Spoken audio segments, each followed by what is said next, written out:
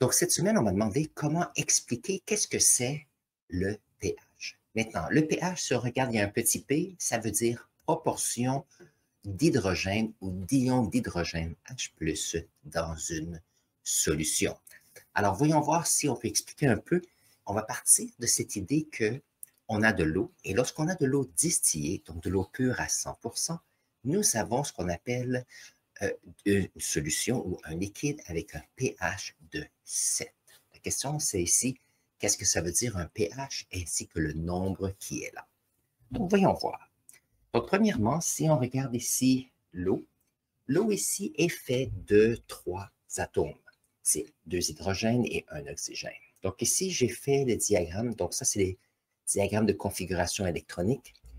Et si on regarde, on peut voir qu'il y a notre oxygène avec 6 électrons de valence et il y a ici ajouté 2 hydrogènes. Chacun des hydrogènes emmène un électron. Ça veut dire qu'ici, toutes les couches de valence sont pleines. Je l'ai fait 2 fois ici. Je vais vous expliquer qu'est-ce qui se passe. N'oubliez pas ici que les électrons bougent à la vitesse de la lumière. Ça veut dire qu'il arrive quelquefois que l'électron de cet hydrogène se retrouve plus près de l'oxygène. Ça veut dire qu'on se retrouve avec un regroupement ici OH qui a un électron de plus et un hydrogène ici qui a une charge positive. La conséquence de ceci, c'est que momentanément, on se retrouve avec ici un ion d'hydrogène positif et ici un regroupement avec oxygène-hydrogène qu'on appelle hydroxyde qui momentanément aura une charge négative. Mais aussitôt qu'on arrive à ce moment-ci, aussitôt l'hydrogène ici qui a une charge positive va attirer des électrons, peut attirer les électrons de cet hydroxyde ou d'un autre hydroxyde dans le liquide, dans notre eau liquide. Et qu'est-ce qui arrive, c'est que, donc si je prends celui-ci, nous avons l'hydrogène ici qui va reprendre son électron. Ça veut dire que les électrons qui étaient allés avec cet hydrogène et cet oxygène ira avec l'oxygène ici. On se retrouve donc ici avec un ion positif d'hydrogène et ici un ion polyatomique d'hydroxyde négatif.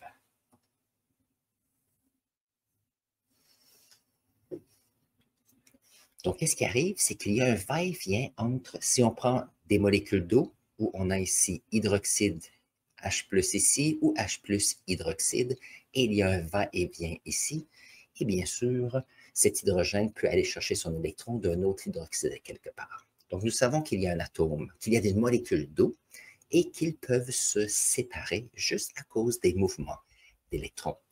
Une autre chose qu'on peut dire, c'est que lorsqu'on parle d'électrons, de molécules d'eau, on dit que ceux-ci sont, il y a une polarité dans une molécule. Et la raison pour cela, c'est que on peut dire qu'il y a des endroits où, près de l'oxygène, on se retrouve avec une charge qui est beaucoup plus négative et on se retrouve ici avec des hydrogènes qui se retrouvent avec leurs électrons qui vont se rapprocher de l'oxygène et donc on a un côté qui a tendance à être plus positif et on a ici un côté qui a tendance à être négatif. On appelle ça l'électronégativité de ces atomes. OK, maintenant, passons à la prochaine étape. Nous avons dit ici que lorsqu'on a une molécule d'eau, ici on a notre équation chimique, il arrive qu'on se retrouve avec un ion d'hydrogène plus et d'hydroxyde OH-. Et aussitôt qu'on arrive ici, ceux-ci vont revenir à notre molécule d'eau.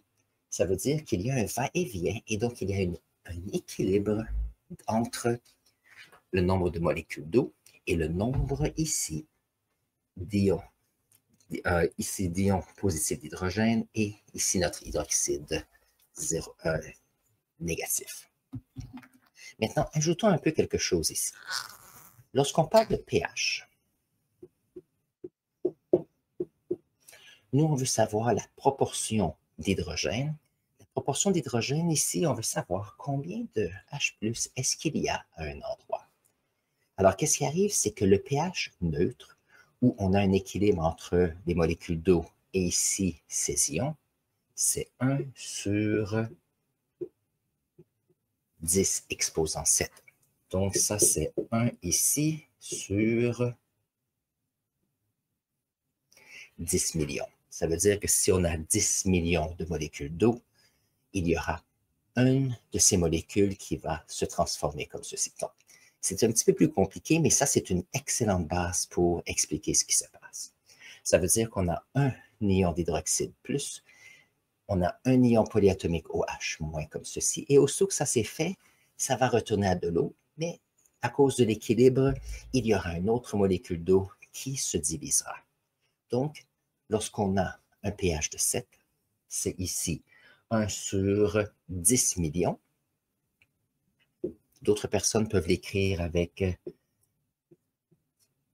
ici c'est 10 exposant moins 7. Mais si on regarde, le 7 qui est ici représente les proportions. 1 sur 10 millions, 1 sur 10 exposant 7 ou 10 exposant 7, ici, oups, il y a négatif 7, c'est ça, c'est en mathématiques ici. 10 exposant négatif 7, qui nous donne un pH de combien?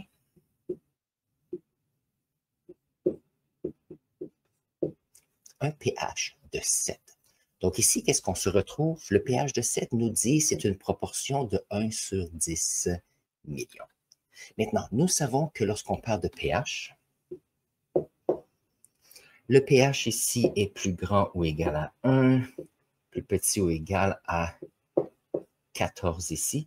Maintenant, ici, on peut descendre plus ici. J'ai déjà vu des endroits où lorsqu'on documente, on a ici un pH de 0, mais ici, on va garder quelque chose de simple. On va dire ici un pH ici de 1 comme cela. Donc, sur 10 millions de molécules d'eau, on a un ion de H+. OK. On a fait le pH qui est égal à 7. Maintenant, qu'est-ce que ça veut dire si on a des acides? Alors, ce que je vais faire ici, je vais écrire le pH avec les acides et on va regarder quelles sont les proportions. Donnez-moi un instant. Voyons voir ce que nous avons ici. J'ai fait ici des petites notes pour les pH de 6 jusqu'à 1. Donc ici, ce que j'ai fait, j'ai regardé, je ne les ai pas tous faits, mais j'ai pris plusieurs pour nous montrer ce qui se passe. Lorsqu'on a ici un pH de 6, le pH de 6 nous donne des proportions d'hydrogène ici de quoi? De 1 sur 10 exposant 6, qui nous donne 1 sur 1 million. Donc sur 1 million de molécules d'eau ici, une de ces molécules nous donne un ion d'hydrogène.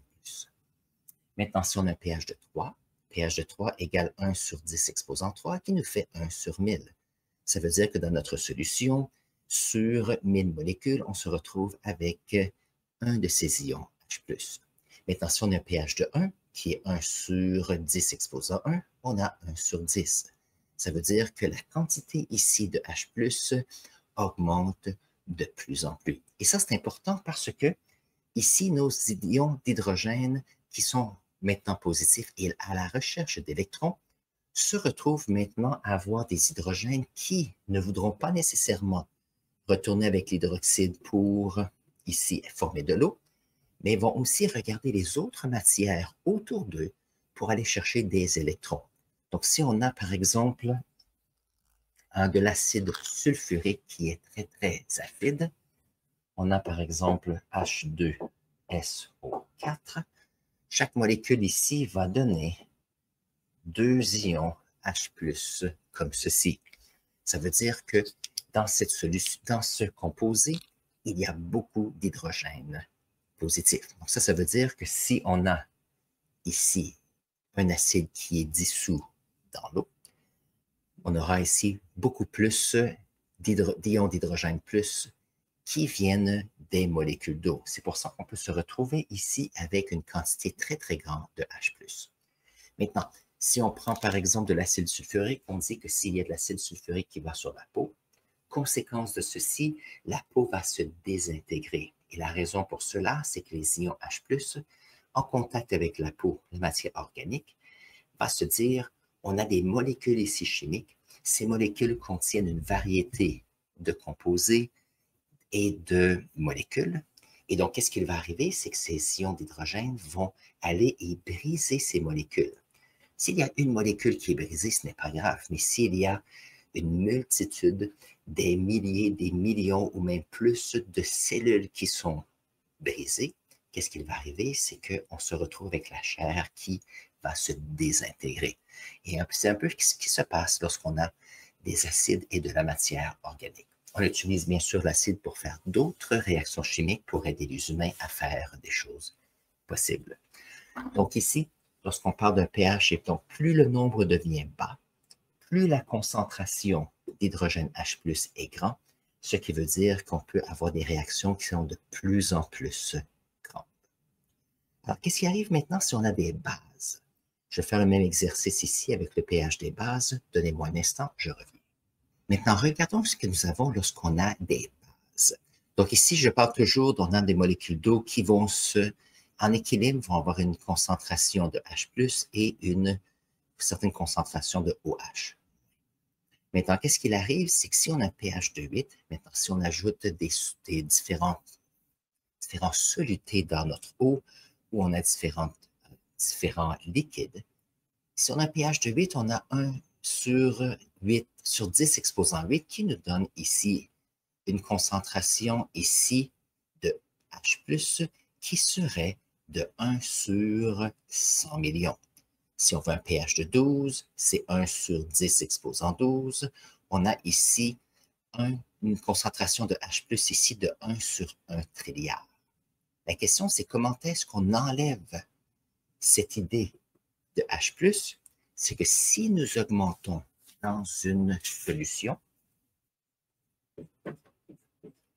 la quantité de OH- comme cela, qu'est-ce qui arriverait? C'est qu'aussitôt qu'il y a plus de OH-, ceux-ci entrent en réaction avec le H+, qui vont nous donner de l'eau. Donc, s'il y a un équilibre avec l'eau, on a un pH de 7. Mais si on a un pH de 8, qu'est-ce qui va arriver? C'est qu'en augmentant ici un ion polyatomique négatif, plus on augmente ceux-ci, plus il y en aura qui vont entrer en réaction avec l'hydrogène plus, qui vont former de l'eau ou autres composés.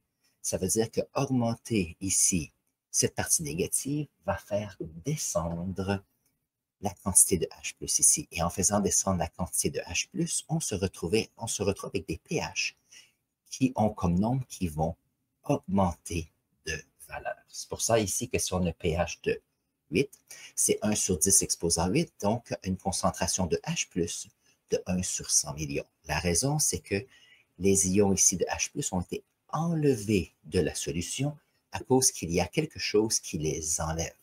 Donc, le pH est toujours cette proportion de H+, comme ceci. Donc, qu'est-ce que c'est qu'une base? Une base, c'est l'opposé d'une solution qui est acide, dans le fait qu'il y a tellement de cet ion ici polymétallique OH dans cet exemple, qu'on enlève les ions H+. Mais qu'est-ce qui arrive? C'est que ces ions ici qui sont négatifs, qui ont interagi avec le H+ pour redonner de l'eau, sont aussi disponibles pour interagir avec leur environnement et donc faire d'autres réactions chimiques. Et ça va être l'autre partie que nous allons regarder maintenant. Donc, bien sûr, si vous étudiez les bases et les acides, voici un peu une liste. C'est en anglais. Voyons voir si je peux trouver une échelle en français. Il me semble que ce serait tellement mieux. pH français. Je ne peux pas croire qu'il n'y ait pas une qui existe en français avec de beaux dessins.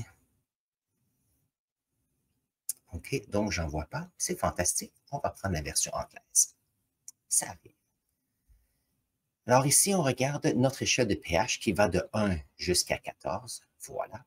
Nous avons ici le pH de site qui est neutre, basé sur notre discussion qu'on a eue derrière avec l'équilibre entre les molécules d'eau ainsi que les ions d'hydroxyde et de H+. Maintenant, lorsqu'il y a plus d'hydrogène, d'ions d'hydrogène plus dans notre solution, ça devient de plus en plus acide. Donc, ce qui est intéressant, c'est que l'eau minérale ici, avec du dioxyde de carbone dans le liquide, va être un peu plus acide. Si on pense au vin, le vin est acide et bien sûr, on peut prendre le vin et s'il est en contact de l'air, par exemple, il peut tourner au vinaigre. Donc, le vinaigre est très acide. Donc, le vinaigre blanc que nous utilisons en cuisine, par exemple, a une acidité entre 2 et 3 à peu près. Et ça, c'est bon parce que si on met des aliments dans le vinaigre avec ses ions H+, vont tuer les bactéries qu'il peut y avoir. C'est pour ça qu'on peut conserver la nourriture. Il y a les colas qui sont des liquides sucrés avec du dioxyde de carbone à l'intérieur. Et dans un instant, je vais expliquer pourquoi le dioxyde de carbone crée de l'acide ici dans les liquides. Jusqu'au fait que si on se retrouve avec ici des acides qui sont très, très forts, alors ici, on a l'acide chlorhydrique que nous utilisons en laboratoire qui nous donne des compositions simples qui peuvent nous aider. Quelque chose d'intéressant, si vous aimez les agrumes, par exemple, si vous aimez le citron aura une acidité entre un point de 3, plus ou moins 1, un pH de 1, plus ou moins 1 ici. Si nous avons, par exemple, les oranges, c'est un peu plus sucré, les pamplemousses, mais il y a quand même de l'acidité à l'intérieur ici de ces fruits. C'est pour ça qu'on appelle ça de l'acide citrique. Maintenant, pourquoi le cola et l'eau minérale sont acides? Ça, c'est une bonne question. Regardons voir. Donc, qu'est-ce qui arrive lorsqu'on utilise du dioxyde de carbone dans une boisson? Que ce soit l'eau minérale, un jus ou même les boissons gazeuses. On a du sucre et différents ingrédients qu'on a dissous dans l'eau et cette eau, on ajoute du dioxyde de carbone. Maintenant, ce qui est intéressant, c'est que lorsqu'on met tout ceci ensemble, nous allons voir les ingrédients et le sucre qui se dissouent dans l'eau. Et ça, c'est ce breuvage sucré que nous aimons. Et il y aura aussi ce qu'on appelle de l'acide carbonique. Pourquoi est-ce que c'est de l'acide carbonique? C'est que lorsqu'il y a du dioxyde de carbone et de l'eau, ce sont deux molécules qui s'associent assez bien ensemble. Donc, on peut voir l'eau a 2 hydrogènes. On a ici le carbone du dioxyde de carbone. Et nous avons ici l'oxygène. Ici, il y en a 2. Ici, il y en a 1 pour un total de 3. Donc, ça forme ici ce qu'on appelle de l'acide carbonique. Maintenant, ce qui est intéressant, c'est que l'acide carbonique est un acide qui est faible, mais va pouvoir libérer assez facilement des hydrogènes plus comme cela. Et donc, si on en boit un petit peu, ce n'est pas la fin du monde. Par contre, ce qui est intéressant, c'est que les ions d'hydrogène ici peuvent affecter les dents. Et votre dentiste a peut-être déjà parlé, voyons voir, alors, c'est que nos dents sont affectées par cette acidité et notre émail peuvent partir. Donc, nos dents peuvent être affectées avec cela. Voyons voir quel est le mot en français. En anglais, c'est acid wear. Voir, réduire, acide. Okay. Ça, c'est bizarre. Voyons voir, acid wear. On va aller voir à Lingui. Oups, je pense que j'ai vu quelque chose qui... Toothwear.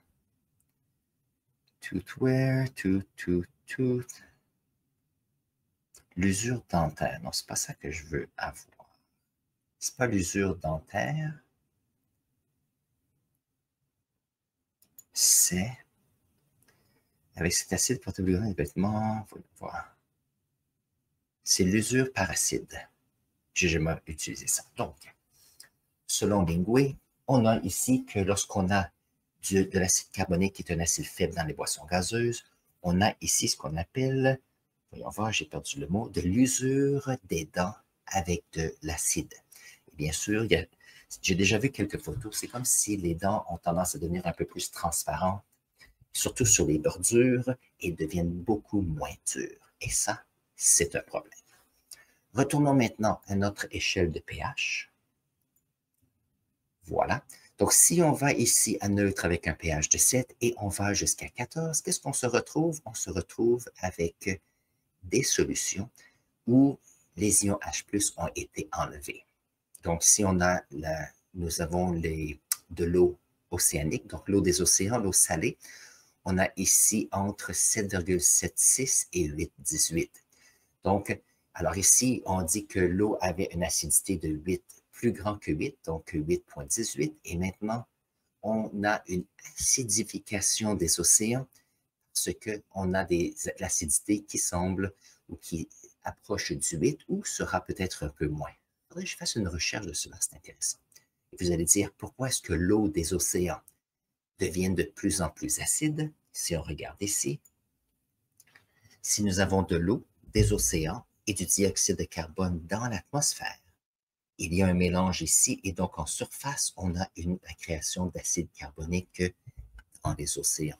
Et ça, c'est pas bon du tout parce que ça peut avoir de l'usure par l'acide pour surtout tous ces animaux qui ont des exosquelettes ou des coquilles à l'extérieur qui sont faits de carbonate et donc vont se désintégrer et donc avoir une protection beaucoup plus faible. Il faut faire attention. Une autre chose intéressante, c'est que lorsqu'on parle des bases, on parle souvent de savon. Et ce qui est intéressant avec les bases, c'est que si on les met dans l'eau et on touche avec les doigts, c'est comme si ça devient un peu gluant. C'est un peu une des textures caractéristiques des bases. Et ici, qu'est-ce qui arrive? C'est qu'on se retrouve avec les savons. Les savons ici, avec cette base, va désintégrer certaines molécules. Donc, s'il y a par exemple des molécules, soit de la saleté ou de nourriture, on va se laver les mains ou prendre une douche avec le savon, ça fonctionne très bien. Ici, pour laver les vêtements, c'est la même chose. Donc, peut-être que vous avez déjà eu quelquefois. Vous avez ici des vêtements qui sont blancs, vous mangez quelque chose et il y a peut-être une sauce rouge qui va sur votre vêtement. Il y a des petits bâtons ici. Alors, je sais qu'il y a certaines compagnies qui les font. Et si on prend le liquide et on le met sur notre tache rouge va disparaître. Et la raison pour cela, c'est que si nous avons, ça c'est une bonne analogie, si nous avons une grande molécule de sauce à spaghetti, par exemple, sur notre chandail, le fait de mettre ce liquide, un liquide qui est basique, va prendre une grande molécule rouge de sauce, va la briser en plus petit. Et ce qui est intéressant, c'est qu'on a encore ces parties sur notre chandail. Donc, notre chandail n'est pas nécessairement plus propre, mais la molécule qui était rouge a été brisée en plus petite et maintenant, celle-ci n'a plus de couleur. C'est pour ça qu'on a ici une tache qui est rouge, qui deviendra transparente et la personne peut continuer sa soirée et bien sûr laver ses vêtements tout de suite après. Donc bien sûr, ici, lorsqu'on a un pH de 14, qui est le pH ici le plus grand, on se retrouve ici avec l'hydroxyde de sodium ici. Et donc bien sûr, ce qui est intéressant, c'est que je vais faire une formule avec un acide très fort qui est l'acide chlorhydrique et une base très forte qui est l'hydroxyde de sodium. Faisons une autre réaction chimique sur le tableau. Donc, ce qui est intéressant ici, lorsqu'on a un acide fort comme l'acide chlorhydrique et une base forte comme l'hydroxyde de sodium, c'est que lorsqu'on les met ensemble, il y aura un réarrangement des atomes. Donc, le réarrangement se fait par ce qu'on appelle ça les déplacements doubles. Donc, ici, l'hydrogène va aller et va s'organiser avec le OH ici. Donc, 2 hydrogènes et un oxygène vont former de l'eau liquide, qui est fantastique. Et on a ici le chlore et le sodium qui vont venir ensemble pour pouvoir former un sel. Et ici, c'est le chlorure de sodium comme le sel de table. On a ici ce qu'on appelle une neutralisation, comme cela. Donc ça, c'est intéressant. Donc ici, mettre un acide qui est très fort, une base qui est très forte, ensemble, on a un déplacement, une réaction de déplacement double qui forme une neutralisation. Et si on regarde, on a de l'eau avec un pH de 7, totalement neutre, ni acide ni basique, et le sel qui se retrouve dissous. Et donc, ça fait partie des réactions chimiques qu'on étudie beaucoup en 10e année ici en chimie, et c'est toujours intéressant de ce côté-là. Et voilà, et très bien, juste pour mentionner quelque chose d'autre, je me rappelle, je parlais avec un travailleur qui travaille pour l'industrie mécanique et il me disait qu'il y a certains produits chimiques qui, alors, en ce qui concerne les acides et les bases et les pH naturels, ça va jusqu'à 14, mais il travaillait avec des produits nettoyants, surtout pour les pièces mécaniques où il y a beaucoup d'huile dedans, on utilise de la graisse, on utilise toutes sortes de choses pour éviter la friction. Et on utilise des nettoyants qui peuvent avoir un pH de 16 et même des fois, il me parlait de 21, un pH de 21, un pH de 23. Bien sûr, il faut avoir des protections pour s'assurer qu'il n'y ait pas de contact avec la peau. Mais ce qui est intéressant, c'est que ça ici, c'est basé sur les acides et les bases et à partir de l'eau. Donc ça, c'est l'information que j'ai pour vous. Donc, si vous avez des questions, clarifications par rapport aux acides et aux bases, mettez-les dans la section clavardage ici. Ça me fera plaisir d'y répondre, bien sûr. Entre-temps, je vais mettre ici un lien à une autre vidéo qui vous plaira, sans aucun doute. On se voit là dans un instant.